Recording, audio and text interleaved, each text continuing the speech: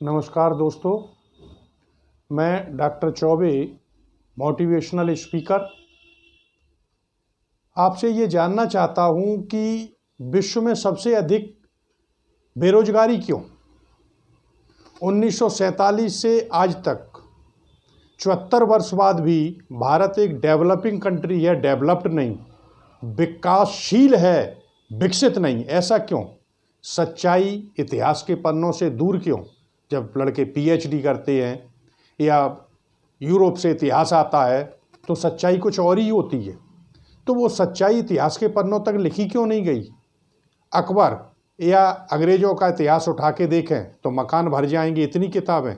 और झांसी की रानी और राणा प्रताप, जिन्होंने कभी गुलामी स्वीकार नहीं की और हंसते हंसते बलिदान दिया देश के लिए, उन पर किताबें नहीं, उनके नाम नहीं। तो ऐसे ही चीज़ों को मैं प्रतिदिन युवा, वृद्ध और बाल, बच्चों के लिए, कॉम्पिटिटिव स्टूडेंट्स के लिए, युवाओं के लिए, नवयुवकों के लिए और वृद्ध सभी लोगों के लिए मोटिवेशनल वीडियो बनाता हूँ और प्रतिदिन एक वीडियो डालता हूँ। और उसमें ये बताता हूँ कि इतिहास के पन्नों से सच्चाई कितनी दूर है। एक नई चीज़ बताता हूँ जो शायद आपने इतिहास में नहीं पढ़ी है और नहीं सुनी है, लेकिन जो भी बताता हूँ उसके लिए मैं एग्जाम्पल देता हूँ कि कौन सी बुक है और उसका राइटर क्या है। आप लोग उसे बाज़ार से ले करके पढ़ सकते हैं, क्योंकि अब वो इतिहास धीरे धीरे बदलाव की ओर बढ़ रहा है और उसे बदलना पड़ेगा। हमारी सरकारें 74 वर्ष तक क्या करती रही पता नहीं। जो इतिहास पढ़ाना चाहिए वो नहीं पढ़ाया जाता और आज तक वो पढ़ाया जाता है जो नहीं पढ़ाना चाहिए। इसीलिए औरंगजेब ने अपने गुरु को भी सजा दी थी कि हमें आपने वो पढ़ाया जो नहीं पढ़ाना चाहिए। तो सच्चाई अब धीरे धीरे सामने आ रही है, इसलिए मैं इन सच्चाइयों को आपके सामने लाता हूँ। दोस्तों, अगर आपने चैनल सब्सक्राइब नहीं किया है तो सब्सक्राइब कर लें, लाइक करें उसे और अपने दोस्तों के साथ शेयर करें ताकि वो भी इसका लाभ उठा सकें और भारत के इतिहास की सच्चाई को जो है जान सकें। ऐसे ही इतिहास के पन्नों से दूर एक महान क्रांतिकारी दामोदर विनायक वीर सावरकर, जिनका जन्म 28 मई 1883 में हुआ और उनकी मृत्यु हुई है 26 फरवरी 1966 में। लेकिन इतना बड़ा क्रांतिकारी जिसे काले पानी की सजा दी गई, हाथों में हथकड़ी, पैरों में बेड़ी, और फिर भी उसे जब काले पानी के लिए भेजा जा रहा था तो समुद्र में जहाज से कूद गया और 20 किलोमीटर तक तैरा। आप समझिए कैसे तैरा होगा जिसके हाथों में हथकड़ी, पैरों में बेड़ी और गले में जंजीर पड़ी हुई थी, फिर भी 20 किलोमीटर तैरा और उसे काले पानी की सजा दी गई। हमारे पूर्व प्रधानमंत्री माननीय अटल बिहारी वाजपेयी जी ने लिखा है कि याद करो काला पानी को, अंग्रेजों की मनमानी को, और कोल्हू में जुटे तेल पेरते सावरकर से बलिदानी को। तो वहाँ उन्हें तेल पेरने का, कोल्हू चलाने का कार्य दिया गया था।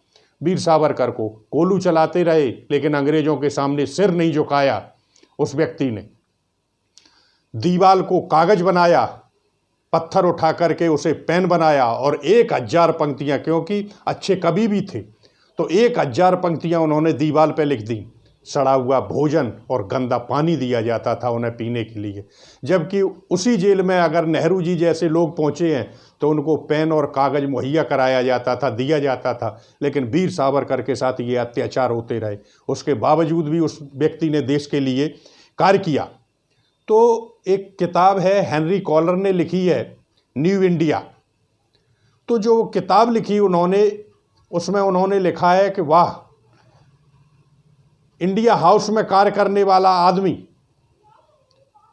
कितना महान था, कितने कार्य किए उसने। तो जब ये इंग्लैंड पहुंचे हैं तो लाला हरदयाल, बहुत बड़े क्रांतिकारी थे, उनसे वहीं इनकी मुलाकात हुई है और इंडिया हाउस जो वहाँ क्रांतिकारियों का घर था वो वहीं मुलाकात हुई थी। और जब वहाँ रिवॉल्यूशन ऑफ 1857 की का कार्यक्रम हुआ तो सबसे पहले दामोदर विनायक वीर सावरकर थे जिन्होंने उसे प्रथम स्वतंत्रता संग्राम कहा था। गांधी जी जिस समय राजनीति में भी नहीं आए थे, उस समय वीर दामोदर ने कहा था कि छुआछूत, जाति पात ये हमें सभी खत्म कर देना चाहिए। मैं भोजन उसके यहाँ करूँगा जिसके यहाँ सातों जात खाने के लिए आती हो। तो जातिवाद का सबसे पहला प्रश्न जो है खत्म करने का वीर सावरकर ने ही उठाया था। तो जेल में 1000 पंक्तियां इन्होंने लिखी नेहरू जैसे लोगों को। और जब चर्चिल ने एक बार कहा था कि when my soldiers want to create patience then they remember the revolution of 1857 and revolter queen of Jhansi and Tatya Tope और नाना साहब। तो आप देखिए कि किस तरीके से हमारे क्रांतिकारियों को विदेशी याद करके और साहस का कार्य करते हैं। और इतिहास उनका इंडिया में नहीं लिखा जाता, इतिहास लिखा जाता है गद्दारों का, जिनके पास पैसे थे। अकबर को ग्रेट कहा जाता है, जिसके पास पैसे थे उसका इतिहास लिखा गया। लेकिन 2 लाख सैनिकों का हल्दी घाटी में सामना करने वाले 20,000 सैनिकों के साथ उस राणा प्रताप का इतिहास नहीं लिखा गया, क्योंकि इतिहासकारों को पैसा देने के लिए उसके पास नहीं था। स्वयं घास की रोटी खाता था, इन्हें क्या देता। ऐसे ही थे हमारे दामोदर विनायक वीर सावरकर। तो वहाँ पर आप इनके लिए देखिए आपकी वहाँ पर जब इनको इतनी कड़ी सज़ा दी गई और कड़ी सज़ा देने के बाद भी अपने सिर को इन्होंने नहीं झुकाया, तो हाथों में हथकड़ी और पैरों में बेड़ी इनके हमेशा जो है पड़ी रहती थी। इन किताबों के लिए भी हम आपको आधार बता दें और आप इनका इतिहास उठा करके पढ़ लें। वीर सावरकर जयंती अब मनाई जाती है। India from Curzon to Nehru after and after, ये दुर्गा दास ने किताब लिखी है और मार्केट में अवेलेबल है, आप चाहें तो इस किताब को ले सकते हैं। India at home Salman Khurshid ने लिखी है। हिंदू टेरर RBS मनी, इन्होंने इस किताब को लिखा है। और your prime minister is dead, ये लाल बहादुर शास्त्री के ऊपर है, अनुज धर ने इसको लिखा है। इन किताबों में वो सच्चाई दी गई है क्योंकि इन्हें 40 देशों के जो शोध पत्र लिखे गए और वहाँ जो इतिहास था उनसे कलेक्शन करके जो है सच्चाई इन किताबों में दी गई है। तो ऐसे थे हमारे वीर सावरकर। तो इतिहास में हम प्रतिदिन एक ऐसा वीडियो डालते हैं जिसमें आपको ये बातें बताई जाती हैं। तो कृपया चैनल को सब्सक्राइब करें और इतिहास के वो वीर, वो हमारे शहीद, वो हमारे क्रांतिकारी जिनका नाम इतिहास के पन्नों से दूर रखा गया और वास्तव में नींव की ईंट वो ही है। और आज जो स्वतंत्रता की नींव, स्वतंत्रता रूपी महल हमारा जो हिंदुस्तान का खड़ा हुआ है, वो उन्हीं के कंधों पर टिका हुआ है। जय हिंद, जय भारत।